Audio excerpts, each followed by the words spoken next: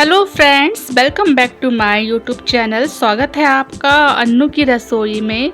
अनरसा एक ऐसी पारंपरिक मिठाई है जो सदियों से चली आ रही है और हम सभी को बहुत अच्छी लगती है क्योंकि अक्सर हम इसे तीज त्योहारों पर ही बनाते हैं। स्वाद और परंपरा का संगम लीजिए, आज हम ले आए हैं शुद्ध देसी मिठास जो हर त्योहार और शुभ अवसर का हिस्सा होती है। अनरसा चावल और तिल से बनी ये क्रिस्पी और सॉफ्ट मिठाई हर बाइट में भर देती है एक अलग ही आनंद। आइए सीखते हैं कैसे बनाएं और बिल्कुल परफेक्ट और स्वादिष्ट अनरसा, वो भी घर पर। तो चलिए सब्सक्राइब करना बिल्कुल मत भूलिएगा मेरे इस चैनल को, यानी कि अन्नू की रसोई को। शुरू करते हैं आज की ये रेसिपी अनरसे की, जो हर सावन के महीने में हम लोग बड़े चाव से इसे खाते हैं, बहुत टेस्टी भी लगते हैं। तो इसे बनाने के लिए ना हमें चाहिए होंगे यहाँ पर ये चावल। मैंने यहाँ पर ये टूटे हुए चावल लिए हैं, इसके लिए ऐसे ही चावल चाहिए होते हैं।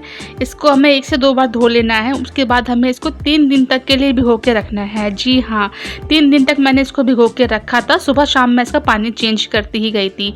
और अब बारी आती है तीसरे दिन बाद इसको हमें अच्छे से धो लेना है एक बार फिर से, और इसका पानी हमें ये फेंक देना है। उसके बाद इसको साफ पानी से हमें धो लेना है, क्योंकि 3 दिन तक ये भीगे रहते हैं, अक्सर इसमें स्मेल भी आ सकती है, तो हमें ना इसलिए इसका पानी चेंज करना पड़ता है। धोने के बाद मैंने इसको डाल दिया है इस छन्नी के अंदर, और छन्नी के अंदर जितना पानी है सब नीचे आ जाएगा। ये देखिए चावल जो है अच्छे तरीके से पानी अपना रिलीज कर देंगे। ये देखिए छन्नी के ऊपर रखना जरूरी होता है जिससे कि एक्स्ट्रा पानी सारा इसका निकल जाए। उसके बाद मैंने यहाँ पे लिया है ये एक कपड़ा, सूती कपड़ा हमें लेना है। कोई टॉवल ले सकते हैं या फिर आप कोई सूती कपड़ा ले सकते हैं, कोई दुपट्टा वगैरह ले लीजिएगा।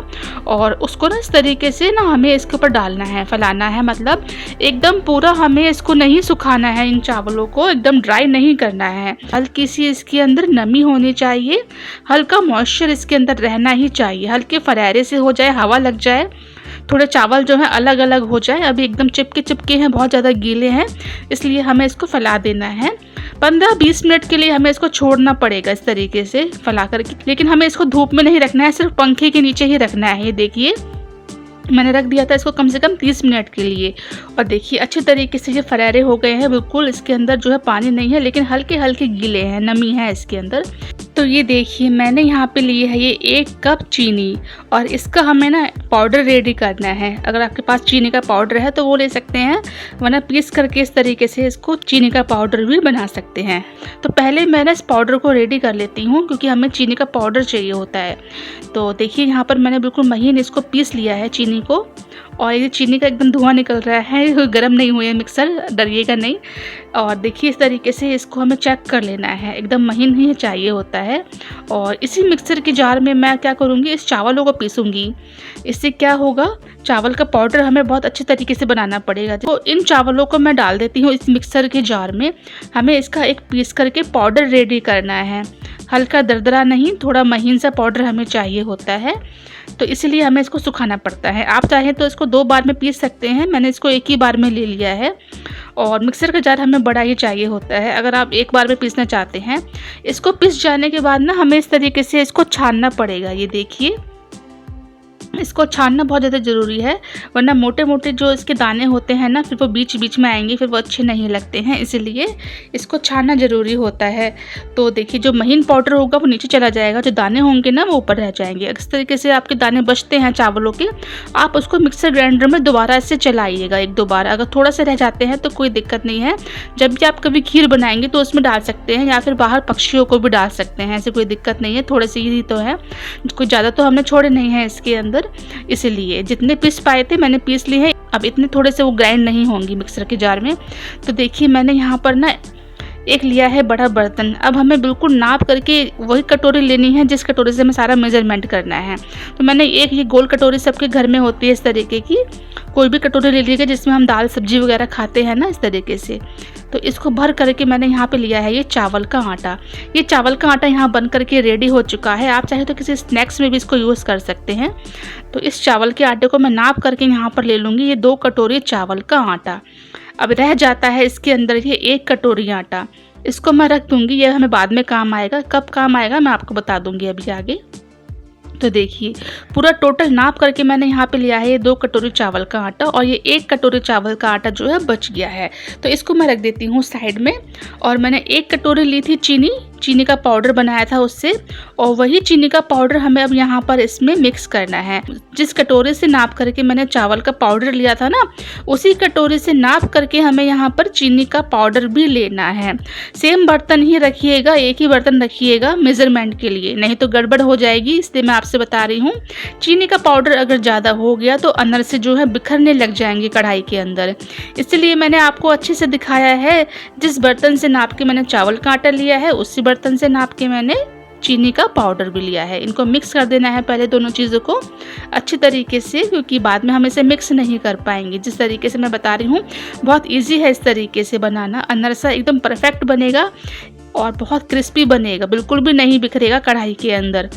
तो देखिए चावल और चीनी को मैंने अच्छी तरीके से मिक्स कर दिया है। तो ये देखिए अब मैंने यहाँ पे लिया है ठंडा दूध, और मैंने शुरू में यहाँ पे डाला है सिर्फ 4 चम्मच दूध। दूध ज़्यादा नहीं करना है, ज़्यादा हो गया तो गड़बड़ हो जाएगी, ये गीला गीला हो जाएगा, इसलिए सिर्फ हमें अभी नाप करके डालना है। 4 चम्मच दूध मैंने शुरू में डाल दिया था, 3 चम्मच दूध मैंने अभी डाल दिया है। टोटल यहाँ पर मैंने 7 चम्मच दूध डाल दिया है। इससे ज़्यादा नहीं डालेंगे, इसी में ये काम हो जाएगा, इसी में अच्छे तरीके से ये इसका डो लग जाएगा। देखिए अनरसे का ज़्यादा गीला गीला भी हमें नहीं करना है, वरना समेटना मुश्किल हो जाएगा, फिर आप इसके अंदर फिर आटा ही ऐड करते रहेंगे बाद में। यहाँ पर मेज़रमेंट अच्छे तरीके से याद रखिएगा। 2 कटोरी चावल का आटा है, 1 कटोरी चीनी का पाउडर है, और 7 चम्मच मैंने यहाँ पर डाला है दूध। तो इस चीज़ को हमें ध्यान रखना है, ठीक है। अब देखिए यहाँ पर मैं अच्छे तरीके से मिक्स कर रही हूँ, हल्का लूज़ है ये, लेकिन हमें इसको रात भर के लिए ना ऐसे ही छोड़ना पड़ेगा, इसको किसी एयर टाइट कंटेनर में रख करके। तो देखिए सुबह तक ये अच्छे तरीके से टाइट हो जाएगा, हल्का लूज़ है क्योंकि चावल जो है थोड़ा सा फूलेगा इसके अंदर, अभी दूध को अपने अंदर एब्जॉर्ब कर लेगा, पूरा एकदम सेट हो जाएगा सुबह तक ये। तो देखिए मैंने ढक करके इसको रख दिया है। ये जो चावल का आटा बचा है अब हमें ये सुबह काम आएगा। अगर ये गीला गीला रहता है तब हम इसको इसके अंदर मिक्स कर सकते हैं, और अगर आपने चावल का आटा नहीं बचाया है, कम पड़ गया है, तो आप उसकी जगह क्या लेंगे ये मैं आपको आगे बताऊंगी। अभी देखते रहिए मेरी फुल वीडियो को। तो इसके अंदर थोड़ी सी एयर जाए, मैं इस तरीके से सेट कर दिया है। तो रात भर के लिए मैंने इसको छोड़ दिया था। अब ये देखिए मैं आपको सुबह दिखा रही हूँ इसे। सुबह जब मैंने इसको खोला था बिल्कुल सेट था, बिल्कुल परफेक्ट था, बिल्कुल भी ये फैला नहीं था, एकदम चिपचिपा भी नहीं था। चम्मच से मैं आपको दिखाती हूँ, एक लड्डू सा हम इसका बना के देखेंगे। ये देखिए इस तरीके से लड्डू अगर आपका गोल बन रहा है तो बिल्कुल परफेक्ट है ये अनरसा बनाने के लिए। ये देखिए बिल्कुल नहीं चिपक रहा है, लूज भी नहीं है, बिखर भी नहीं रहा है। अगर ये बिखरता है तो आपको यहाँ पर चावल का आटा डालना पड़ सकता है जो हमने बचा के रखा था, और अगर चावल का आटा आपने नहीं बचाया है तो आप यहाँ पर 2 से 3 चम्मच गेहूं का आटा भी डाल सकते हैं, लेकिन मैदा वगैरह यूज़ मत करिएगा, गेहूं के आटे से बहुत अच्छा टेस्ट आएगा। तो देखिए यहाँ पर मैंने लिए हैं ये वाइट तिल, और इसकी हमें ना यहाँ पर कोटिंग करनी है। ये देखिए इस तरीके से लड्डू के ऊपर, अनरसे के ऊपर हमें इसको इस तरीके से कोट करना है, जिस तरीके से मैं कर रही हूँ ना, इस तरीके से। ये देखिए कोट कर करके हमें इसको रखते जाना है। तो 1 चम्मच का मैंने नाप यहाँ पर लिया है, इस चम्मच से जो है एकदम सही नाप में आएगा। इस तरीके से हाथों से लड्डू बनाइएगा। ये देखिए ये आटा जो होता है ना, थोड़ा सुबह जब आप इसको देखेंगे हल्का चिपचिपा ही होता है। अगर ज़्यादा चिपचिपा रहा है, लड्डू नहीं बन पा रहा है, तभी आप डालिएगा इसके अंदर चावल का आटा या फिर गेहूं का आटा, दोनों में से कुछ एक चीज़ आप डाल सकते हैं। लेकिन हल्का चिपचिपा होता है, जैसे ही आप इसे तिल के अंदर कोट करेंगे ना, ये शेप ले लेगा। पहले आप इस तरीके से ट्राई करके देखिएगा, अब जब नहीं बनता है फिर आप इसके अंदर ऐड करिएगा, तो बहुत परफेक्ट आप बना लेंगे। देखिए जिस तरीके से मैंने मेजरमेंट बताया है आप बिल्कुल भी गड़बड़ नहीं करेंगे, मुझे यकीन है इस बात का, क्योंकि मैंने आपको बहुत अच्छे से समझाया है, बिल्कुल परफेक्ट मेजरमेंट दिया है। आप यहाँ पर चावल का आटा रेडीमेड भी ले सकते हैं, मैंने यहाँ पर चावल का आटा बनाया है घर में ही, आप चाहें तो रेडीमेड ले सकते हैं। उसके अंदर दूध और चीनी का पाउडर मिक्स करके रात भर के लिए रख सकते हैं, तो वो भी आप इस तरीके से बना सकते हैं। फिर आपको ज़्यादा मेहनत नहीं करनी पड़ेगी, मेहनत तो अभी भी नहीं करनी है इसके अंदर, सिर्फ हमें चावल ही तो भिगोने हैं और 3 दिन तक पानी उसका चेंज करना है। तो देखिए यहाँ पर मैं आपको फिर से एक बार याद दिला देती हूँ, अगर अभी तक सब्सक्राइब नहीं किया है तो प्लीज़ सब्सक्राइब करना बिल्कुल मत भूलिएगा, और अगर आप मेरी वीडियो फेसबुक पर देख रहे हैं तो प्लीज़ पेज को फॉलो करना भी मत भूलिएगा। तो देखिए सारे अनरसे की गोली मैंने बना करके यहाँ पर रेडी कर ली थी। अभी ये आपको थोड़ी सी टेढ़ी मेढ़ी दिख रही होगी, लेकिन हम इसे शेप देंगे जब हम इसको कढ़ाई के अंदर डालेंगे। तो कढ़ाई का ऑयल जो है अच्छे से गर्म होना चाहिए। ये देखिए ज़्यादा तेज़ नहीं होना चाहिए, ज़्यादा लो भी नहीं होना चाहिए, एकदम मीडियम गर्म होना चाहिए। तो हमें ना डालने से पहले इस तरीके से इसको शेप दे देनी है गोल गोल। मैंने शेप इसलिए नहीं दी थी क्योंकि ये चीनी का पाउडर होता है, थोड़ा फैलता है, शेप बिगड़ जाती है। जब हम इसको फ्राई करेंगे ना उसी समय हमें इसको शेप देनी है इस तरीके से। ये देखिए एकदम गोल गोल शेप में ये आ जाएंगे। तो जितने इस कढ़ाई में ऐड हो जाएं उतने ही डालिएगा। तो जब आप इसे डालेंगे ना कढ़ाई में तब आपको गैस की फ्लेम को फुल रखना है और उसके थोड़ी देर बाद जब ये सेट हो जाएंगे ना इस तरीके से, देखिए कलर इस पे आ जाएगा ना, फिर गैस की फ्लेम को स्लो कर दीजिएगा। देखिए मैंने भी कर दिया है। शुरू में मैंने इसको फ्लेम को जो है फुल रखा था, बाद में मैंने इसको स्लो कर दिया है। अब ना हमें इसको इस तरीके से पलटना है, बिल्कुल भी नहीं बिख रहा है। आप देख सकते हैं कोई भी अनरसा हमारा जो है नहीं बिख रहा है। अनरसे की गोली बिल्कुल परफेक्ट बनी है और ये सिकने के बाद थोड़ी सी चटक जाती है, यानी कि थोड़ी सी क्रैक हो जाएगी। क्रैक होना बहुत ज़्यादा ज़रूरी होता है, तभी ये अंदर तक सिकती है और इसकी पहचान होती है कि अनरसा जो है काफ़ी अच्छा बना है, परफेक्ट बना है बिल्कुल, क्योंकि इसका क्रैक होना ज़रूरी होता है अनरसे का। देखिए अच्छा सा कलर इसके ऊपर आ गया है। ये देखिए काफ़ी अच्छा कलर आया है, अच्छे तरीके से सिक चुका है और ये देखिए क्रैक भी हो चुका है। ये देखिए मैंने आपको दिखाया है, क्रैक भी होना शुरू हो गए हैं ये। तो यही इसकी पहचान होती है। कलर भी काफ़ी अच्छा आ गया। अब इसको निकाल लेते हैं। इससे ज़्यादा डार्क करेंगे ना तो ये जो तिल हमने डाले हैं इसके ऊपर से वो जलना शुरू हो जाएंगे, फिर टेस्ट खराब हो जाएगा। अनरसा जो है अंदर से भी सिक चुका है क्योंकि मैंने इसको स्लो गैस करके सेका है। फुल रखना है शुरू में, बाद में स्लो कर दीजिएगा जिस तरीके से मैंने आपको बताया है। तो इसी तरीके से मैंने सारी अनरसे की गोली जो है बना करके रेडी कर ली थी। इसी तरीके से हमें इसको फ्राई कर लेना है। अनरसा बनाना बहुत ज़्यादा इजी है। एक छोटा सा मैं आपको दिखाती हूँ क्योंकि ये मैंने ना शुरू में टेस्ट किया था इसे डाल करके कढ़ाई में। मैं आपको बताना भूल गई थी कि आप शुरू में एक छोटी सी गोली बना करके टेस्ट कर लीजिएगा, जिससे कि मालूम चल जाएगा। अनरसा बिखर रहा है तो आप इसके अंदर चावल का आटा या गेहूँ का आटा ऐड कर सकते हैं।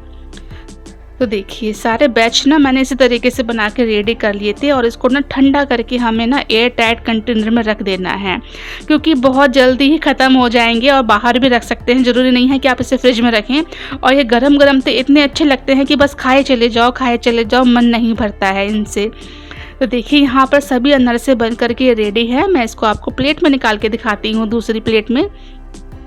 और देखिए कितने अच्छे तरीके से ये क्रैक भी हुए हैं। आप देख सकते हैं क्रैक होना बहुत ज़रूरी होता है, जैसे कि मैंने आपको बताया है। एक ज़रूरी बात मैं आपको बता देती हूँ, अनरसा कढ़ाई में जब बिखरता है जब उसके अंदर चीनी का पाउडर थोड़ा ज़्यादा हो जाए, क्योंकि चीनी जो है थोड़ी फैलती है, चाशनी बनने शुरू हो जाती है, इसलिए। तो देखा आपने कितनी आसानी से बनकर तैयार हो गए हमारे खस्ता कुरकुरे और लाजवाब अनरसे। इसमें है देसी मिठास का असली स्वाद जो हर बाइट में ले आए बचपन की यादें। अगर आपको ये रेसिपी पसंद आई हो तो वीडियो को लाइक करें, शेयर करें अपने दोस्तों और परिवार के साथ, और सब्सक्राइब करना ना भूलें अन्नू की रसोई को। तो इस आसान सी रेसिपी को आप ज़रूर ट्राई करिएगा और ज़रूर बनाइएगा इस आने वाले रक्षाबंधन पर, क्योंकि ये बचपन की यादें हमें दिला देती है, एकदम ताज़ा कर देती है हमारी यादों को। क्योंकि बचपन में हम बड़े चाव से इन्हें खाया करते थे और अब ये मिठाई जो है एकदम गायब सी हो गई है, बहुत ज़्यादा देखने को नहीं मिलती है। चलिए फिर मुलाकात होगी आपसे एक नई रेसिपी के साथ में। तब तक के लिए bye bye and thanks for watching. जय हिंद, जय भारत, बाय बाय।